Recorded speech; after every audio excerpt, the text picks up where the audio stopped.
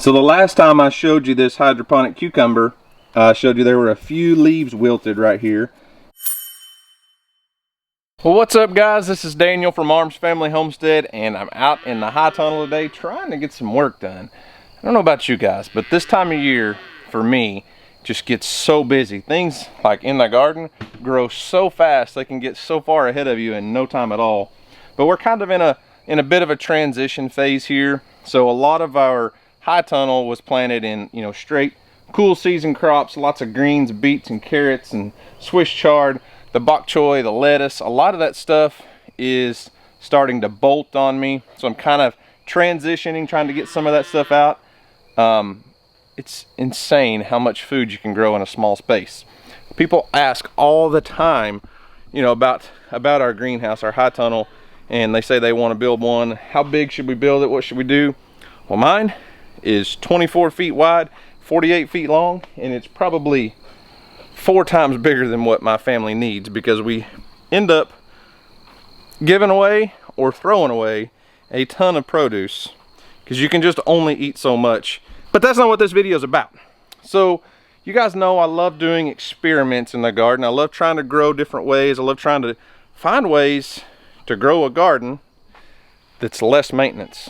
This garden that's full of grass right now, because it's rained about every 3 or 4 days and gets out of control, requires maintenance. I'm gonna have to get the wheel hoe out here in just a little while and try to knock down some of the weeds, or we're gonna be like baling hay in the garden trying to get okra later.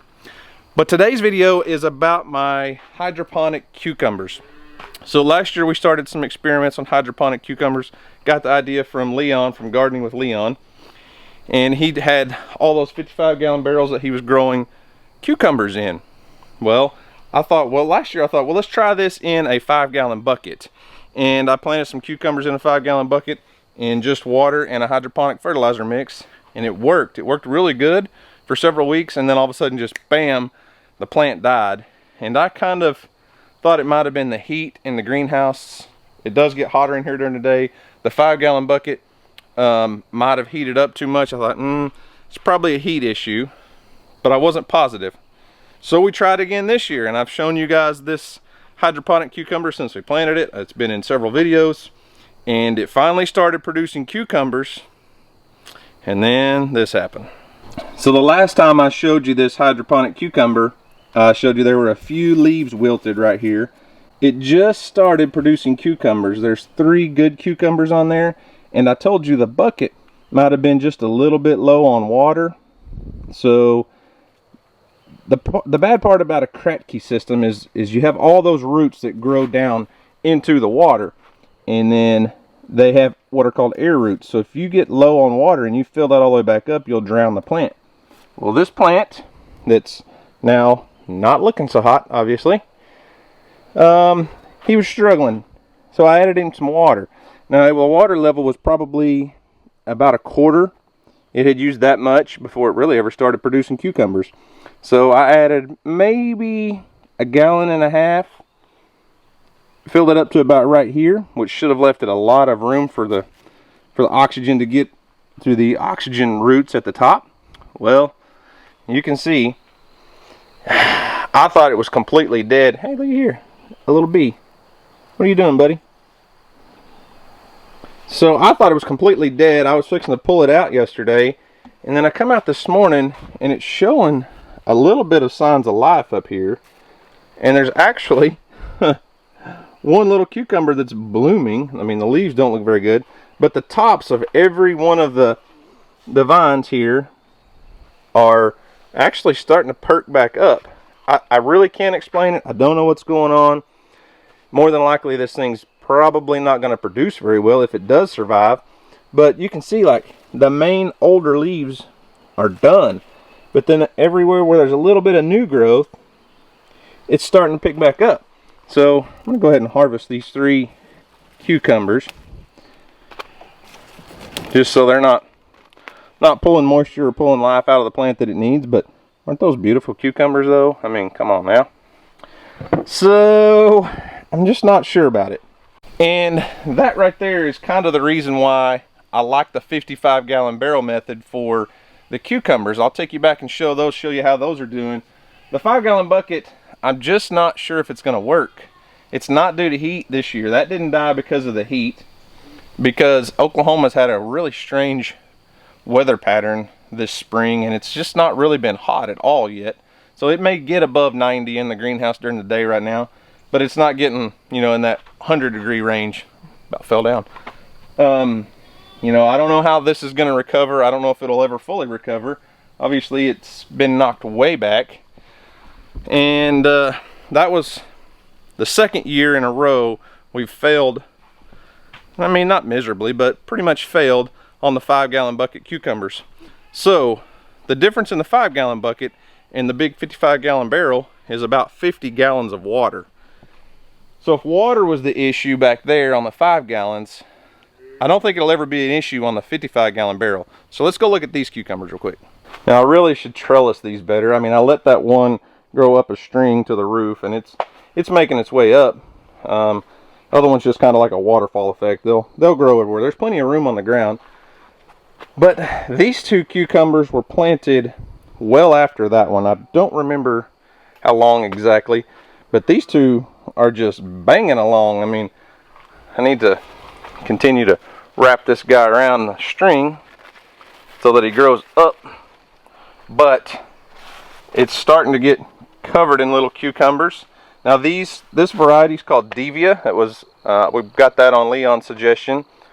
They I don't know the technical name, but basically all the flowers are female, so everywhere that it flowers you'll get a cucumber, where with most varieties you have a male and a female and you only get a fruit out of the female. But this thing probably has, this one plant in this one pot probably has 20-ish baby cucumbers on it. And then this one over here is the same thing. It's just, I mean, I haven't pruned it at all. You know, a lot of people will take the suckers out and just have 1 or 2 main vines, but this guy is covered. Now there is some issues. Look, if you can see it on camera, the leaves have a little bit of yellow spot, but overall the plant is just doing phenomenal. We've got flowers everywhere, and I just think that the 55-gallon barrel is much more of a better way to go than the 5-gallon bucket. So this system is just for the Kratkey method. Now we're not talking about something with air stones and bubblers and adding oxygen into the water. This is kind of a, I mean, I don't know if you'd call it an off-grid system, but we're not using any electricity. We're not using any outside sources other than a container, the barrel, obviously, some water, some fertilizer, and we're just letting it sit. And it produces a ton of cucumbers that way under the Kratkey method.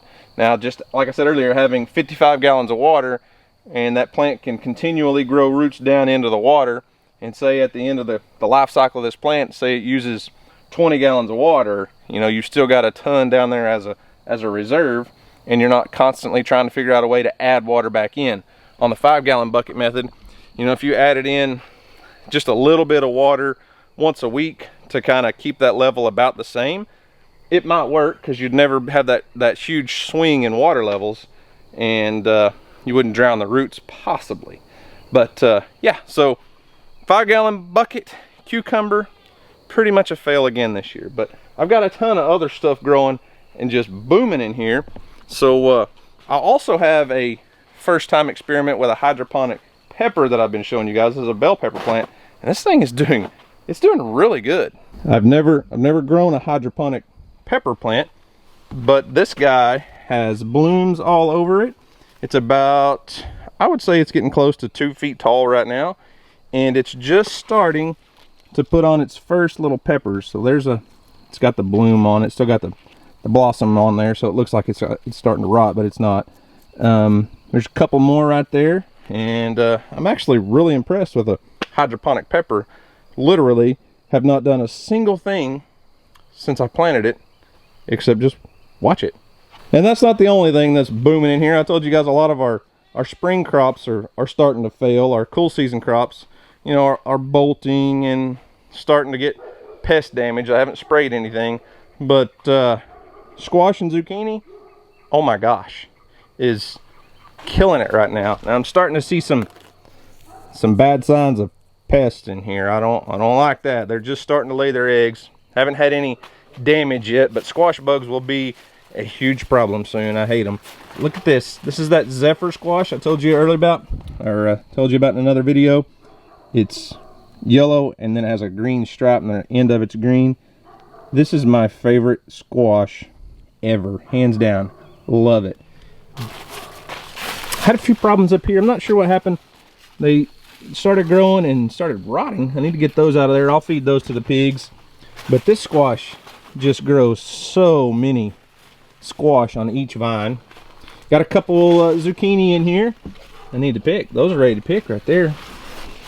This other plant, there's a weed right there. Look at there. That's an edible zucchini ready to go. Oh, and on my self-wicking tubs, the peppers are starting to do really good. This is a banana pepper, which it's going to grow faster than the bells, but we got some banana peppers that we could harvest already. Now, I just grow these for a snack because I don't like shelling peas, but sugar snap peas, fresh out of the garden, pop that little seed pod open right there, the seeds in there. Oh, okay. Let's just take a break here. Let's pop one of those open. I'm telling you, if you've never grown sugar snap peas, you're missing out. Now, I'll pick these when they're about half this size and just eat the whole thing raw. This is still edible raw, don't get me wrong. It's not overgrown, but talk about something good in a stir fry, add into a salad.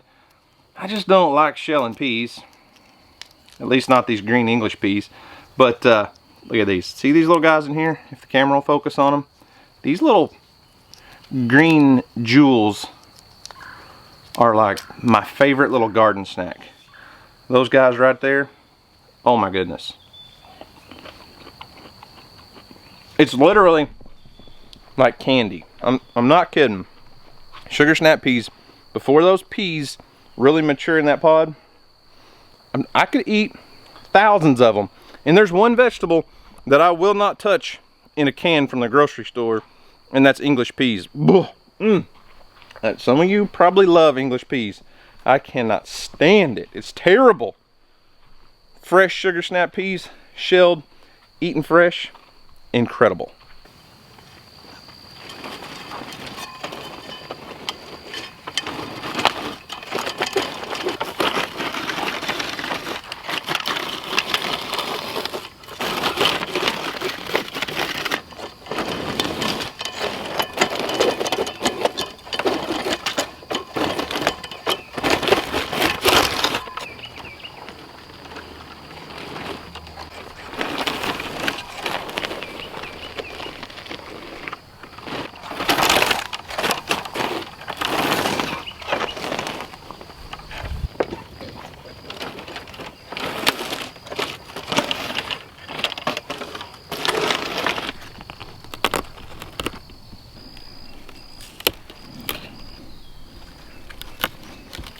Hey guys, Sweaty Daniel's back, by the way. Just a public service announcement, but I'm telling you what, nothing screams summertime more than fresh picked squash and zucchini, and a few cucumbers grown hydroponically thrown in the mix. But I think I'm gonna do a little random Daniel ramble and rant. And I just feel like there is, well, I don't feel like, I know, I absolutely know there's a reason God put Adam and Eve, the first people on this planet, in a garden. God put Adam and Eve in the Garden of Eden because there's just something in us that gives us this urge to provide for ourselves and our family. And I know that doesn't look the same for everybody. Not everyone's going to be able to get out and work a garden like this, but I feel like we all have that urge to provide for our family and provide for our friends. And my way of doing it obviously is growing a garden and going to work and providing content to you guys on YouTube. Some people aren't able to grow a garden, but they go to work and provide for their family. They grow a few things on their patio, they do things. There's just this urge in us to be self-sufficient and provide for our family. And you know, being out here in the garden, working in the garden is, I've always said, it's a huge stress reliever for me. And today that couldn't be any more true. I woke up this morning really kind of feeling sorry for myself. Not just a little bit, like a lot. Like I was really in the dumps, feeling bad for myself, and I'll tell you why. So I'm in the middle of doing something that I haven't done since Houston was born, and Houston is almost 8 years old, and I actually took a whole month of work off. I took a whole month of June off work, and yesterday when I pulled in the driveway and got off work and took off my uniform, I thought, man, that's the last time I'm gonna have to wear that for a while. And I was really excited, really looking forward to having the whole month of June off. And 5 o'clock, you know, I got off at 4 o'clock. About 5 o'clock rolls around, my state phone and my personal phone started blowing up. Things were going crazy, and it all falls back to that group of police officers that aren't anywhere near me on the other side of the country, who really screwed up and broke the law and did some things they shouldn't have done, and someone lost their life. Now that city is in chaos. People are looting and burning down buildings, and those actions of those police officers are affecting the entire country. Something that they did when they went to work, not even meaning to, I'm not getting into what happened, but they didn't mean to affect me here in southern Oklahoma. But as of when I got off work yesterday, our state highway patrol agency, the OHP, got put on standby. The entire state got put on standby for possible riots and things in Oklahoma City and Tulsa. And I was like, man, I don't want to go back to work right now. I don't want to go. I just woke up this morning, I was really kind of in the dumps. I was like, I had this vision in my brain that I was getting off work and I'm done. I love to come in from work, put work aside, and then enjoy my real life. I don't consider the highway patrol my real life. That's my job. That's my career. And then I got a message saying, hey, you've been assigned to a team. You'll be going out on Sunday. Don't know if you're going to Oklahoma City or Tulsa. You need to grab a couple uniforms, a go bag, all this gear. We don't know how long you're going to be out. And I'm like, not what I had planned. Those were not my plans.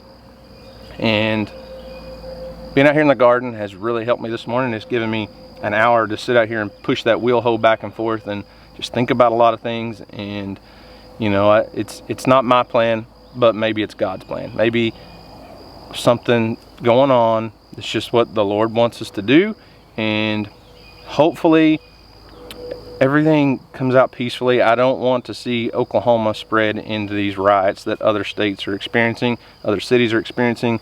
Right now I think this is just precautionary measure, but I also know that they wouldn't put every trooper in the state of Oklahoma on call or standby unless there's more information that I don't know. So guys, just pray for us, pray for our country, pray for our leaders, pray for your state's leaders, your city's leaders, all the officials, all the law enforcement, firefighters, paramedics, military. The National Guard's been brought in for a lot of this stuff.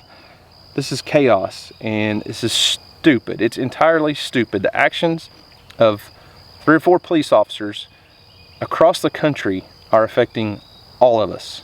And I'm not going to get into whether or not they were right or wrong, or what they did or didn't do or should have done and shouldn't have done. That's not what this is about. This is about how someone else's actions can affect you. The things that you do today can have a huge effect on other people that you don't know about. So I did a video one time talking about something that my wife tells my kids all the time, and that is to be a blessing, not a burden. And do something today to be a blessing and not a burden. Because if you do something that's a burden, it could have a huge effect on someone else's life that you don't even know about. And cause stress on them, and this just, we don't need that. We don't need to do it.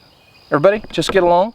Let's don't go out looting and rioting and all of that. That's not going to solve the issue. But anyways, guys, I got to get in the house, fry up some squash and zucchini probably for lunch today, get some stuff done, get all my chores done, because obviously I'm packing up and heading out for a couple days. Obviously, probably by the time you see this, I'll be back home. I don't know when I'll get it edited and out, so don't think I'm telling everybody, hey, I'm going to be gone so you can come to the house and do whatever. Not that situation. Smarter than that. Anyways, guys, that's all I've got for today. Thanks for watching. I hope you enjoyed it. Y'all have a great day, And as always, we'll see you on the next video.